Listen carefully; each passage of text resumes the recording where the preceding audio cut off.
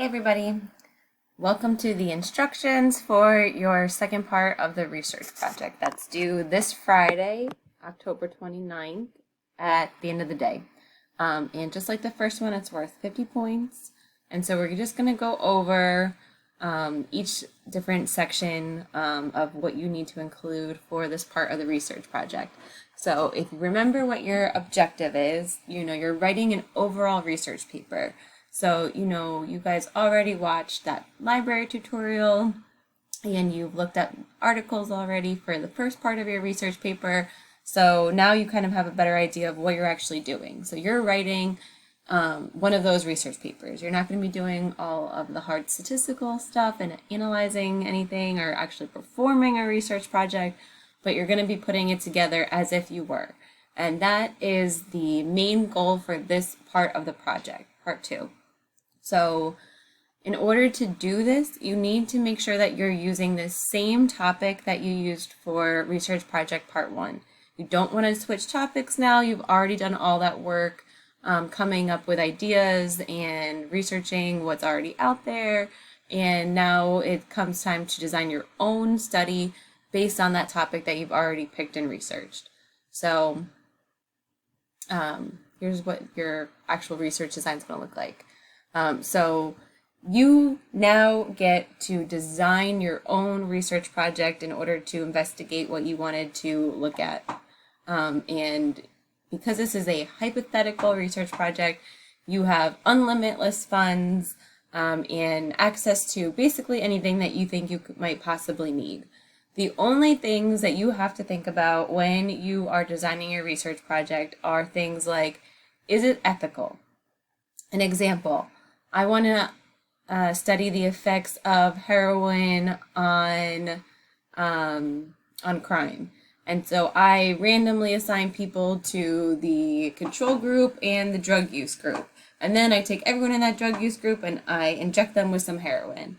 Even if they weren't a drug dealer before, because I want to know, or drug user before, because I want to know if people who use heroin are more likely to commit crime. So that's obviously not an ethical thing to do. We don't want to be shooting heroin into individuals who, have never used it, let alone really anybody. We don't want to be doing that as researchers. So make sure that you are, coming up with these ideas that are ethical and plausible. So you want to make sure that you're not going over the top crazy with something that we could never ever possibly do. Usually a big limitation in research, as you might have seen when you were reading the articles, is that there's not enough money to go around to do the things that we need to do. But in your case, because you're making up this study, you have unlimitless funds, so that's not an issue for you. So as long as you make it plausible and ethical, the sky's the limit for your research design. So for this part of the project, you don't need to include any citations from any articles. You don't need to look any articles up, but you are more than welcome to do so if that helps you. So if you have seen something that you liked in one of the articles that you were reading about how they measured a specific variable or how they designed their research project, and you want to kind of model yours after them and you want to give them some credit in your paper, that's absolutely acceptable and encouraged, but it's not a actual requirement. You could also cite your textbook. It's always something that you can cite. And when you're going through some of these concepts, that might be a good idea for you to have your textbook out. So that way you can make sure that you are, following along with these instructions and you know what the words and concepts actually are. You should already know all this stuff because of everything all the work that you do every week. Okay, so this part of the research project, you're starting after research project part 1. Research project part 1 is the beginning part of your research project, and then this part would go right after your literature review that you all turned in. So the first paragraph involves restating what your topic is. This is a paragraph is basically a summary of the first research project. So everything that you told me in the introduction and in that summary paragraph in your literature review, you want to restate here preferably in a different way. I know this is a lot of repetition, but this is just how research papers are written. So you want to give me a summary of your topic, talk about what your research question is, why you want to study that topic, and what you hope to learn after your research project is carried out. So that's an easy paragraph. Paragraph 2 is where you start getting into the details of your actual research experiment. So you want to say things like, this study looks at these units of analysis.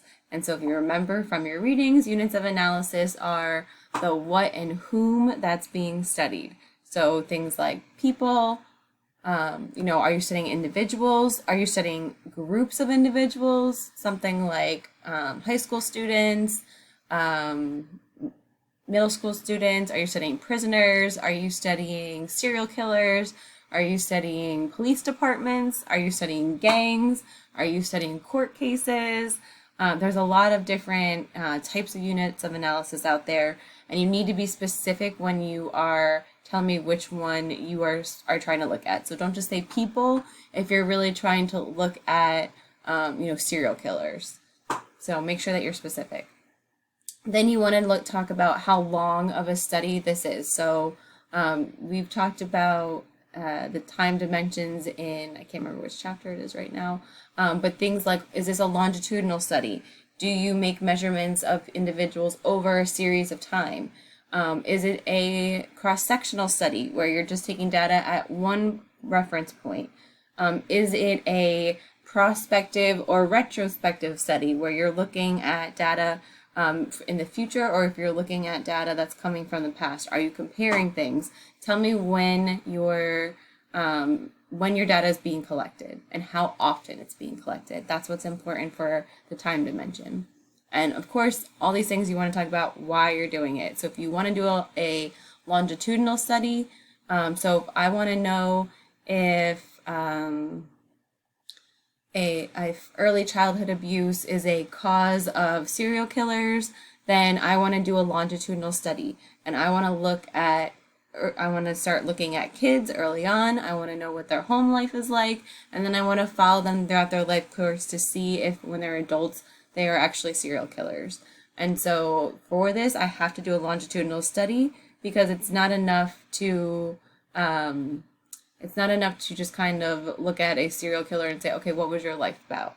I want more details. I want to know what their life growing up was like. And the best way to get at that would be to, start with a random group of individuals and move forward. A retrospective study would be asking a serial killer, to reflect on their past and see, do they report being a victim of child abuse? So there are two different ways that you can go about it. What works best for your study and what you're trying to look at. Make sure that you keep that in mind when you're picking your time dimension. And then finally, in the first paragraph, you want to talk about how you're actually measuring your, what we call outcome variable, which is crime. So how are you measuring your delinquency, your criminal behavior, deviancy, your antisocial behavior? Are you looking at a personality characteristics such as antisocial personality disorder? What are you actually measuring? What's your outcome variable? And talk about why this is the best fit for your topic. So are you going to be looking at crimes that are known to the police? Are you going to be looking at victimization surveys of offending? So, individual surveys, drug surveillance systems. Are you going to be looking at prison records? How are you going to measure your crimes? And why is this the best fit for your topic? All right, and so once you get, all of this kind of more background information about what you're looking at, how you're looking at it, we go into the more specifics for your actual project, which is your hypothesis, starting with your hypothesis. So this must be clearly stated. And what a hypothesis is, obviously you guys already know this from all your readings and your work, but just in case you're a little fuzzy, you are stating you're making a statement about the relationship of between two or more variables, your independent variable and your dependent variable. And so you want to talk about what that relationship is in your hypothesis. So an example that your book gives is if I want to know more about the health consequences of binge drinking, if I want to know more about the relationship between binge drinking and the health of college students, then I am going to do a study that looks at, the relationship between those two variables. Then I say that my hypothesis is that increased student knowledge about the health consequences of binge drinking will reduce the amount of alcohol abuse amongst students. So when I say that hypothesis, I'm saying that when students learn about the health consequences of binge drinking, they will reduce their alcohol consumption. So this is what I mean when I say write it in testable language. You want to mention your independent variable, you want to mention your dependent variable, and you want to talk about the direction of these variables. So you want to make sure that you have, are easily able to identify these things in this one sentence. So this is talking about what you guess the results are going to say. So let's go back to our serial killer example. If I am researching what the relationship is between childhood abuse and serial killers, then I'm going to say that I hypothesized that individuals who experience severe childhood abuse are more likely to become serial killers than individuals who experience mild to no abuse growing up. So that is my hypothesis. I can label my variables. What am I looking at? I'm looking at the effects of child abuse on serial killing. So my independent variable is childhood abuse, and my dependent variable is being a serial killer. Does this one affect this one? And what is the relationship of that effect? I might say that when this one goes up, childhood abuse, so does this other one, which is being a serial killer. So you want to make sure that you talk about the variables and the direction of the relationship that you're testing. So once you state what your hypothesis is, you can go ahead and start to identify and operationalize what your variables are. So when we operationalize our variables, what we're doing is we are coming up with definitions that describe how actual measurements are going to be made in our study. So for example, when you say, I want to know what the effect of drug use is on crime, that is a really vague way of going about your research study. So here's where you have to make things more specific. You want to talk about things like, this is how we're going to measure drug use. Are we talking about marijuana? Are we talking about stimulants? Are we talking about opioids? Are we talking about prescription medicine? Abusive prescription medicine? What are you talking about when you're talking about drug use? Same thing goes with crime. Are you talking about violent crimes? Are you talking about property crimes, public order crimes? Be specific about what you're actually measuring. Go through and, label, say, this is what my hypothesis is, and this is how we're going to measure the variables. So be specific. I'm going to keep saying that. Be specific, be specific, be specific. Give me all the details that you possibly can. This is how we're going to measure this. Let's see.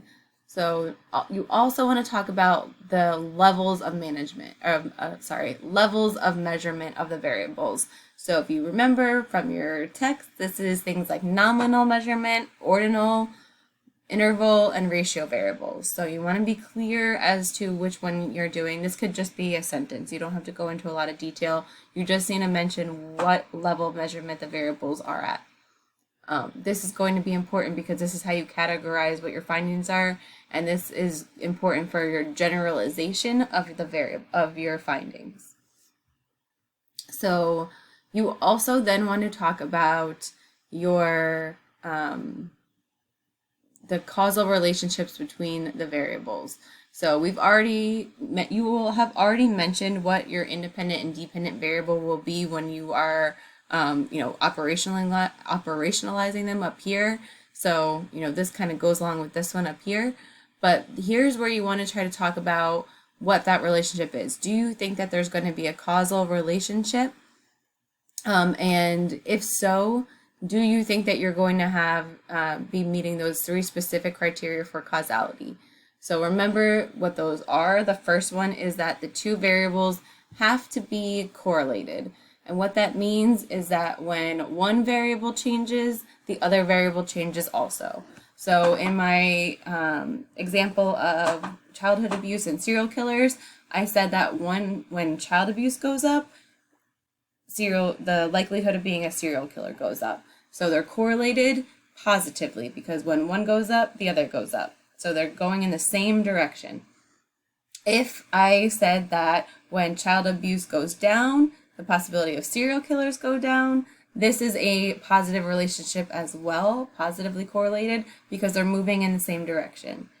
If I was to say something like, which this is not the case, but just to make it simple, when child abuse goes up, the level of serial killers goes down, or the likelihood of being a serial killer goes down. This is a negative correlation. It means that this one is still affecting this one, but they're going in the opposite direction. So that is a negatively correlated variable. And you don't have to necessarily run any, statistical analyses to tell me whether or not these are correlated, but you have to tell me, if you're trying to establish a causal relationship between the variables, you are going to have to tell me that, these 2 things are correlated and this is how they're related. And so that's the first step that's needed in order to have a causal relationship. The second one is all about which order these variables occur in. So the cause must occur before the effect. So the childhood abuse has to happen before this person is a serial killer, if I'm going to say that abuse causes serial killing. So if this is not a causal relationship, then, it doesn't matter which one happens first. But if I'm saying that childhood abuse is the cause of serial killers, it has to come first. So you have to make sure that you address this, and this is what's important also for how you're measuring your variables. If you're trying to prove a causal relationship, you're going to need to have a design where you're looking at variables at multiple times and not just during a cross-sectional study that occurs at once. So keep that in mind if you're trying to establish a causal relationship. The last criteria is that the correlation between cause and effect is not due to some other factor. So we talk about this in, there's examples in your book that talks about spurious factors, which means that we assume that there's a relationship between our independent and dependent variable, but really there's a third variable that we're not accounting for that's actually driving that relationship. So again, we're not going to be doing statistical analyses to necessarily prove these things, but you want to make a case for it. So argue to me that, these 2 things are highly related, that we see a lot of serial killers that have experienced childhood abuse. So because these 2 things often appear together, we could assume that one is related to the other.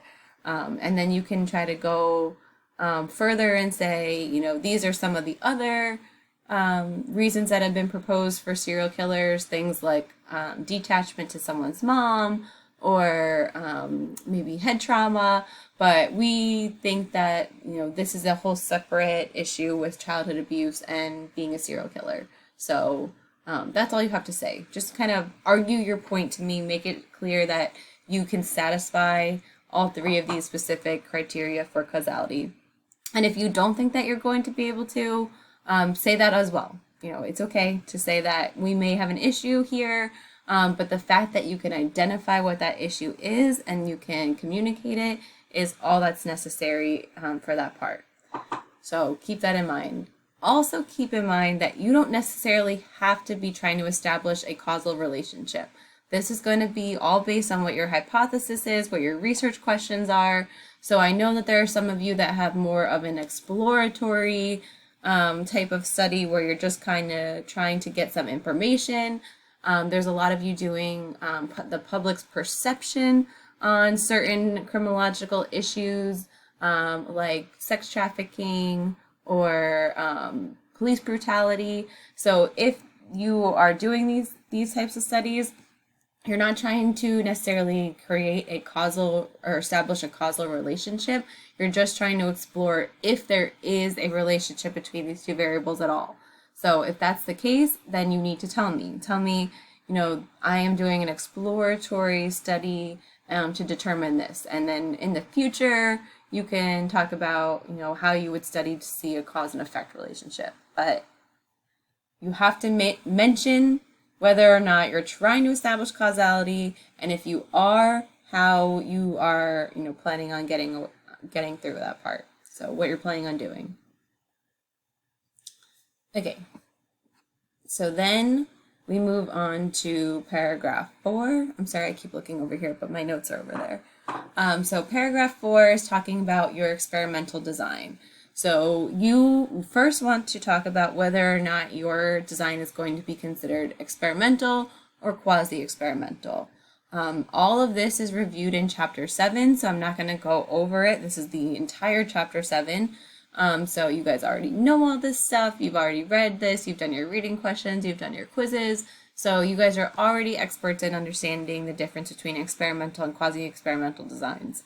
So you want to pick which one would be best for carrying out your specific study.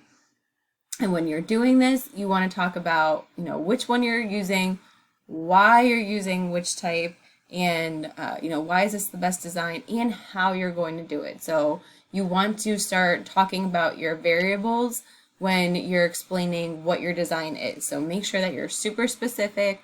Say how you're going to measure things, what order you're going to measure these things in, and whether or not it falls under one of these two categories, which one it falls into. Make sure you're very specific. If you need help, chapter 7 is where I would start. Okay, now paragraph number 5 is talking about strengths and weaknesses of your design. So this is really specific to being a student writing a student research project. You wouldn't talk about the weaknesses of your design at this part of the paper. There is a limitation section at the end of most papers, and this is usually where you talk about any possible weaknesses that you have. But for us, are going to talk about it here because it's just important for me to know that you understand, what can go wrong in your research study and how, to overcome that. And most of the ways to overcome it is just by addressing that it's a problem. So first thing we always want to talk about is what are our strengths?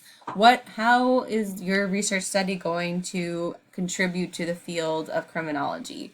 How is the way that you're measuring your variables, the way that you're carrying out your study, the time design that you're using, how are all these things, beneficial to what you're trying to study? So talk about, the good things and what you feel really confident about in your research design. And the next thing you want to talk about is reliability and validity.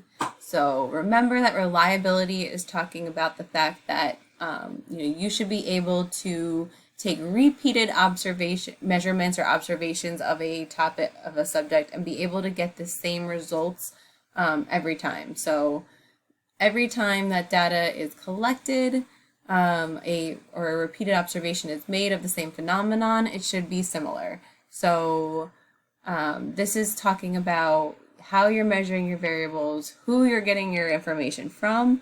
So let's say that we're talking about crime victimization, and I want to know how many times you've been a victim of crime in the past 6 months. And so I ask a question every 6 months that asks, how many times have you been a victim of crime over the past 6 months? That is going to give me a reliable answer. What may give me a more reliable answer would be go every single month ask that same question. Have you been a victim of crime this month? Because this way we get more accurate information because we don't have to deal with people maybe forgetting what they were talking about. But as long as it's measured the same way every time, we should be getting, reliable results. when we're talking about validity, we're talking about how well our measures actually get to the problem that we're trying to study. So, does the measure accurately reflect what it is intended to measure? When you're talking about the validity of your variables, you specifically want to be talking about your independent variable and dependent variable. And so when you're talking about validity, you want to mention all 4 types of validity. Your variable might not fit the criteria for all of them. We want to obviously hit as many as we can, but just make sure that you talk about each one and how your variables satisfy the requirements for each one, if so. And if they don't, talk about why it doesn't and why it is or isn't a problem for you. So when I talk about the 4 requirements for validity, I'm talking about face validity, criterion validity, content validity, and construct validity. And if these don't ring a bell to you, you definitely want to go back to the chapter that talks about validity and give yourself a refresher, because you want to talk about this stuff in your study. So then we go to what the limitations are. And I already talked about these things. You want to talk about what's kind of holding you back. So if I wanted to know what the effect of let's just stick with the serial killer example, because that's what we've been going with. So if I want to know if child abuse is a cause of someone becoming a serial killer, let's say that a limitation of my research design is that there's just not a lot of serial killers out there for me to study. So that can be a limitation of my research design. It could be, I could be trying to do a study that not only asks serial killers about their experiences, but also I'm trying to kind of confirm with official records to see if they actually were victims of reported child abuse, because serial killers are not always honest individuals. So I might want to be confirming these things. So limitations could be the fact that there are no records, or I can't access them because I am unable to get childhood records. Or I can just say that, one of my limitations of my study is that I'm only using a self-report study for serial killers, and so there's no way to confirm that they were actually victims of child abuse as if I were using official records. So tell me whatever research limits or whatever limitations your research design might have, just mention them. It's not going to make you lose points. It's not going to talk, we're not going to look down on your research study. This happens all the time when people are doing research. The way to get around limitations are just saying, these are what they are. So take my results however you see fit, knowing that these are the limitations.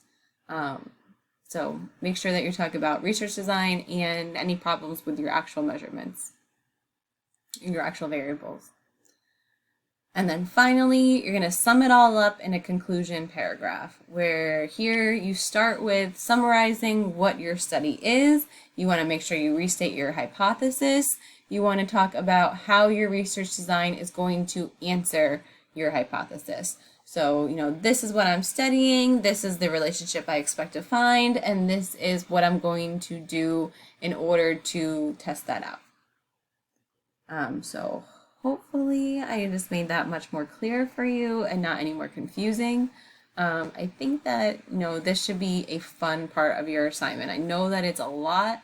Hopefully you've been working on it since your last assignment was due. And you really should be able to have some fun with this, because like I said, it's a hypothetical research project. And I also know that, you are not professional researchers. So keep that in mind when you're designing your stuff, that it doesn't have to be, perfect, but you have to hit all the marks that we just discussed.